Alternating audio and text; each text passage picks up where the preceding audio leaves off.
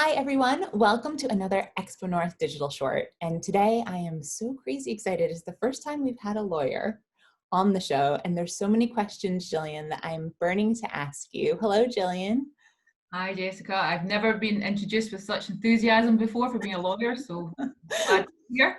I'm so glad. Well, it's very genuine because, Gillian, you are our partner at CMS, That's correct. and you specialize in employment law, which is so interesting, and it's a very hot topic right now for a lot of reasons, particularly because of the F word, which is furlough. And we will get to that in a second, but can you tell us a little bit more about who you are and what you do? Sure. So I'm an employment law partner within CMS, and we're a big international law firm. So within the UK, we advise employers, mainly employers, from various sectors. So from financial services, oil and gas, right through to more creative industries, National Museums of Scotland, public sector organisations. And we advise them in all their sort of people issues, their HR issues, their employment law issues. So as you can imagine, the last 6 months for us have been pretty busy. Yeah. God, amazing. So can I ask, because we've chatted off camera about some things that you're very passionate about, and you seem to really love your job. So have you always wanted to be a lawyer? Is that like a goal of yours? How did you find law? Well, like so many people in Scotland that go through the state school system, of which I'm a very proud participant, if you get good grades, you're directed into law, medicine, or dentistry. Really? So I did law with a view never to be a lawyer. But once you've done 5 years at law school, you think I may as well give it a shot. I gave it a shot and had no intention of doing employment law. But then I got involved in an absolutely fascinating race discrimination case, and I was sold. And to be honest, that passion in this sort of diversity and inclusion space has stayed with me, and I've now been practicing for 20 years. So yes, actually, I'm very lucky. I do love my job. Yeah, well, diversity and inclusion is a huge topic for us too. So we are going to get into that. But first, because I promised to talk about the F word furlough, you know, it's a really interesting talking about in the XpoNorth space because we have a lot of people like me who are actually self-employed or contractors. And then we have people who are fully employed. We have a lot of artists out there who are small business owners and are coming at it from the employee perspective. So can you just give us a little bit of a broad overview, because we're coming at it from different angles, what this furlough scheme is and what furlough is? And I think that's a really good question, because if you had asked me 12 months ago, what is furlough? I didn't know what furlough was. Nobody knew what furlough was. We all now know what furlough is. So it's a scheme that has been designed by the government specifically to address the critical situation we have because of the coronavirus. Mm-hmm. So it's a scheme which has been set up for people who have been employed, but who can't do their job just now, or their employers can't pay them just now. And basically their employers get a grant from the government. So it comes from the HMRC. They put in a grant and they can then get reimbursed to keep these people in their jobs, and they pay 80% of their earnings up to a salary cap. And for the people who are furloughed, they are basically not allowed to work during that time. So they are at home, having very limited contact with their employers. People have reacted differently to that as an experience. The main benefit is a lot of people have kept jobs who would not otherwise have kept jobs. Yeah. It's been used across a massive array of industries. So you think, for example, hospitality and leisure, there was a guillotine there. The market stopped, the money stopped coming in. There was a real critical need for something to happen quickly. Then you have office environments where they were maybe more able to adjust to working from home. But again, there has been a slowdown in demand. So some people have used furlough in different ways. But essentially what it has done is provide a guarantee of keeping a job for a lot of people when otherwise they would have lost their job over the last 6 months. Okay, God, that's actually the best explanation I've ever heard of it. So thank you very much. And it's a really strange situation because there's so many mixed messages flying around about what's safe, what's healthy, how COVID itself works from a scientific point of view. And now, we talked about how this morning's paper, Boris Johnson was like, get back to work, it's safe. So my guess is this furlough scheme in a lot of areas is coming to an end for some people. Can you tell us from an employer's perspective what that transition is going to look like now for them? What are some things they need to think about? So you're right, the furlough scheme is starting to come to an end. It is being wound up towards the end of October. And so for a lot of employers at that point in time, they're going to have to look and think, what is our business like? What is our market like? And they're going to have to probably take some pretty difficult decisions, to be honest. Some employers have already brought people back from furlough. So for example, some of the museums and galleries which have been able to open have already brought back quite a lot of staff. So we've learned from them the sorts of things you've got to think about in this transition phase. Okay. And I think the most important thing that every employer has to think about as they transition back from furlough, first and foremost, is health and safety, the health and safety of your workforce. And I can't say it often enough, actually, but the pandemic has redefined how we see health and safety in the workplace. It's now a priority obligation. It's always been an obligation for employers, but now it's heart and centre of what they need to think about. Yeah. And allied to that really closely is the employee communication piece. So think about it. People have been at home for months with limited amounts of communication with their employer. Yeah. And that varies employer to employer, but less than normal. As you see, a lot of mixed messages flying around about the medical side, a lot of mixed messages flying around in Scotland versus England. Yes. The degree of national anxiety. So it's really important that as part of this transition, you communicate lots, frequently and openly with your employees. And part of that communication has to be listening as well, listening to their anxieties, because I don't think anybody can actually predict how other people view this situation at the moment. I know my own household, huge variety of kind of level of acceptance of risk. Yeah. That's multiplied across the community and across workplaces. So I think health and safety first, and then communication with employees second. And then I think it's just really, really important to have a plan in place. Mm-hmm. So you're not just thinking about day one, but you're thinking about what's coming next for your business.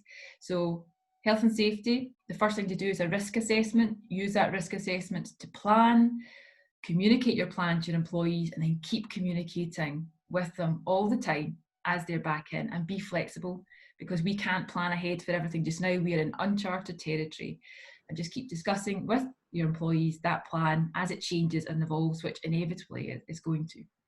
You know what I think is so important about that? I just want to highlight what you said, because it's great. I think that sense of communication and that direct, honest, and open communication that's continually evolving is important, because in addition to the mixed messages, we're getting a lot of predicting messages not only in the media, but from medical advisors saying this winter is going to be really difficult, perhaps with the flu and coronavirus coming together. And people are like, is this furlough scheme really ending? Is this going to roll on again? So you're right, communication seems to be key. I think that's it. I mean, I think we joked when we spoke offline, the winter is coming. If you're a Game of Thrones fan, that'll mean a lot to you. Yeah. But it is coming, and we do have the traditional colds and flus. And I know that from my perspective, my son went to bed on Sunday night and woke up with a blocked nose, totally shocked with the cold. Now it's a cold, but it's a whole new world of pain now in terms of what you do in that situation. And we've seen, for example, the testing resources in Scotland are stretched to capacity already. Yeah. So we are going back, and we're going back where there's going to be a huge amount of adjustment. We're not going back to a continuous new norm. We're going back to probably local lockdowns. You're probably going to have lots of different spikes coming up. You're going to have employees who don't have COVID but have a cold, who have to get tested, so can't work. Yeah. So as I say, the number of variables that employers are facing makes it really quite challenging. That's a really good point. You know, I'm starting to feel more sympathetic now towards employers, but I do want to look at the employee's perspective, because just as you said, there's a whole range of people, our responses, and also vulnerabilities. Yeah. You know, people who are maybe still feeling like going back is dangerous for them, whether they have asthma or a pre-existing condition. Where do the rights sit with employees being like, I don't want to go back? Yeah, so this is quite tricky. I mean, I think if you know anything about lawyers, you know we never say yes or no. I give a one-word answer. So I think the thing is that an employer's duty here is to do what's reasonably practicable to manage and minimise the risks to employees, and also to communicate about the steps it's taking. So that's your legal obligations. The law doesn't expect the employer to absolutely remove that risk. Yeah. It accepts that employers just cannot do that. On the other side of the coin, from an employee's perspective, if an employee thinks that they are in risk of sort of imminent danger by returning, and that that's a reasonable belief, then they are protected. And if they were forced to return, they could raise an employment tribunal claim. Okay. So there's two sides to the coin. Yeah. If an employer has done everything they reasonably can and has communicated that and has managed the risks for an individual, it's quite difficult for the individual to refuse to come back to work. Okay. But there are situations we're seeing where they are, as you see, perhaps an underlying health condition, or you have somebody in your house that has an underlying health condition. And what I'm not seeing, which is a good thing, I'm not seeing employers say, get back to work. I'm not seeing employers dismiss people. I'm seeing employers have these conversations about, right, how can we make this work? I'm seeing employers juggle roles around so that some people who can come back do come back. What I would say is we are now 6 months in, longer than we ever predicted, and we've got a lot of uncertainty ahead. And for a lot of employers, there are economic necessities, particularly for small employers, which are going to have to be considered. So there will be hard decisions. And if you have somebody who just personally feels it's not safe, but there's not necessarily anything else the employer can do, and they have a job that needs done, then ultimately the employer probably would be on reasonable grounds to end that relationship. Yeah. Not great. Nobody wants to do it. No. We're trying to help clients find every alternative to it. But ultimately, as I say, you come back to these two sides of the coin. You have to make sure as an employee you've done all you can. And if you can, then the employee has a job to do. Yeah. But good news is we're not seeing employers being overly difficult about that. They are trying to find solutions. In fact, I'm really impressed by how a lot of employers have handled this. They've been actually very paternalistic. But if you're in a situation where actually, and I do have actually friends and family who have very small businesses, people not wanting to come back to work, if they don't come back to work, that business goes to the wall. There's some really tough decisions there. Before you make those tough decisions, it is where I would get some legal advice, because there's quite a lot of rights to be balanced up. But hopefully you can avoid that if we just keep going on with this really good communication. I think that's really great. It's very heartening to hear that you feel that employers in general are open and flexible and still attending to their economic needs, but also attending to the needs of their employees. I really hope one thing that we've learned from COVID is how delightful it is to not have a lot of the pretense of being in an office. So you see people's kids, sometimes they're in their pajamas. I hope some of that vulnerability and honest and open interaction continues into the workplace. It's not a legal thing. It's just, I guess, well, you say it's not a legal thing, but it's actually, we've just finished a series of work in my area called The Future of Work, and we did a whole seminar on this, which is just about what is the future to look like, what is this new normal to look like. And I personally see this as a real window of opportunity. We've pressed the fast forward button on progress, things that actually just make sense, and I am personally determined that in our area we're not going to go back. That doesn't mean there's not room and benefits of having people in offices and human interaction, but there's also a lot of benefits from getting the balance. So for example, for me, I've been able to see my kids off to school for the last wee while. My kids haven't, since they were 11 months old, seen me in the mornings because I'm out at 7:30 in the morning. So has it affected what I'm able to do? No, it hasn't. So absolutely there are benefits. And I think that's one of the things, nobody would have wished COVID on us, but you've got to look at a situation and you've got to say, what have we learned and what are the positives from it, and not just forget those and slip back into the old norm. Quite right. It'd be too easy to do. I like that. What are the lessons and how can we take this experience and make our lives better? I think those are really worthwhile questions. And I love the fact that even in your own work, you found some areas where you're like, I'd like to take this with me when we resolve the COVID problem. I think there's lots to take with you. Absolutely. A lot about flexible working. And as you say, the dogs running into rooms and the catastrophic camera switching on when they really shouldn't be switching on during calls. It's been quite funny. It has been quite amusing. So I think that's so great. I think from, people are talking a lot about mental health right now, but from a mental health point of view at the office, the fact that we know everyone's human, they're all dealing with the same stuff at home, regardless of the hierarchy that exists, I think is really helpful. I think Yeah, that's that's true. And I think actually mental health is a really good one to pick up on. So there's been a huge focus on mental health for the last couple of years, but we are getting very kind of consistent, reliable data that during this pandemic, the number of adults suffering from depression has doubled. wow. So that is quite a worrying statistic. It is. When you think about we're in the unknown. What do people hate? They hate the unknown, they hate change. There's concerns about health and family, and it's just a kind of unique time. So one of the main things employers do have to think about as part of the transition is that mental health piece. Yeah. And one of the main things I would say there is coming back to what we said at the start, everybody has a different perspective on this virus. Don't assume you know how your employees feel about this. So an employee may very, very genuinely feel their life is in danger. And you might think, that's nonsense. But that is what they believe. And actually, if you read some of the data, maybe they're right and you're not. Yeah. So it's all about perspectives just now. And accepting there's a level of anxiety that a large number of people in your workforce who have never suffered from stress and anxiety before will be feeling. Yeah. And take that with you in your conversations with them as you try to move back.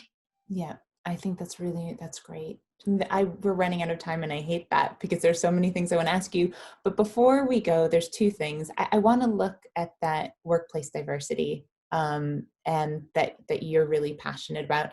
Because do you feel at the moment with COVID, there's enough room in that whole conversation for that element of diversity and inclusion in the workplace? Are they kind of in tandem when you're talking about lessons that we've learned that we'd like to take forward to the future of work, or has it taken a back seat a bit? So, a really good point. There's been quite a lot of commentary on it. Okay. In fact, we wrote an article on it last month. Can we afford diversity and inclusion to be a priority when we are going into the deepest recession we've had in a long, long time? And we have heard and seen some companies cut back on their diversity resources. Okay. The reality is, my view and a lot of my colleagues' view is you can't afford not to continue to prioritise diversity and inclusion for lots of reasons. Diversity and inclusion goes right to the heart of your culture. So there's absolutely no point, if you're genuine about it, then maybe you have to think more strategically about how you achieve the same goals. There are headcount questions, there are costing questions, but it can't and it shouldn't come off your agenda. And the other thing to think about is a lot of the information around diversity and agenda indicates that if you have a diverse workforce that is representative and it's inclusive, you actually perform better. So as you try and get yourself out of an economic crisis, to have a strong focus on diversity and inclusion, which also goes to the heart of your culture, is going to set you up for success. Because also bear in mind, throughout all of this, your employees will remember how you treated them. Yeah. Diversity and inclusion and culture go hand in hand. If you treat them well, we're going through an unsettled period. It's going to be difficult.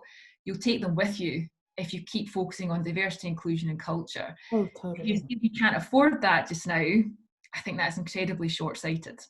Can I ask a really basic question? And I'm so sorry if the simplicity shocks you, but from an employer's listening to this and probably like, I get it. I get all those challenges. From an employee's perspective, when I hear the word cost, or the economics behind diversity and inclusion, does it really cost employers to think about diversity and inclusion? Why is that? Well, it depends how people have set it up. So some larger organisations will have whole diversity and inclusion teams. That's all they do. I see. Okay. There is a direct cost associated with that. But I think that generally speaking, the approach, if you want diversity and inclusion to really bite within your organisation, it has to not just be a team of people who sit to one side. It has to be embraced by the whole organisation.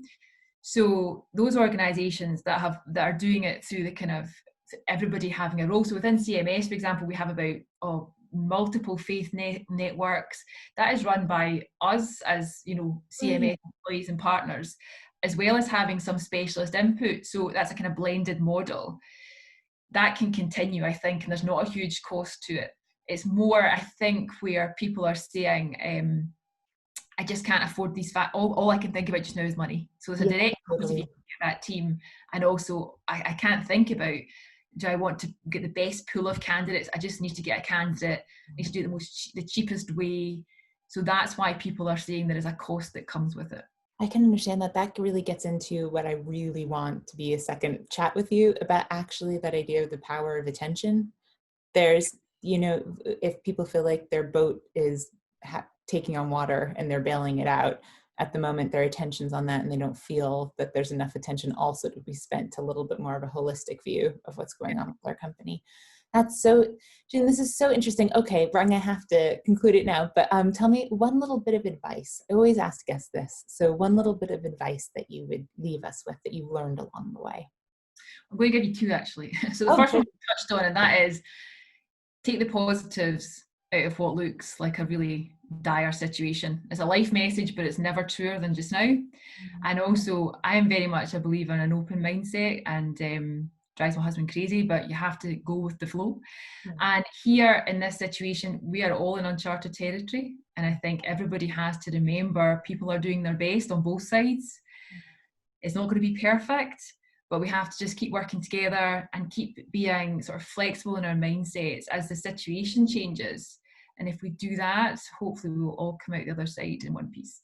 I love that. Thank you very much. It is really good to remember that we're all in it together and we're still in it, and to be gentle with each other as we figure it out. That's so great. Gillian, thank you so much. I do want to let people know that all the information we talked about and more is in a blog. Thank you so much for writing that blog. It's really great and very informative, and we'll also include it in the link with this video. Gillian, thank you very much. It's a total joy.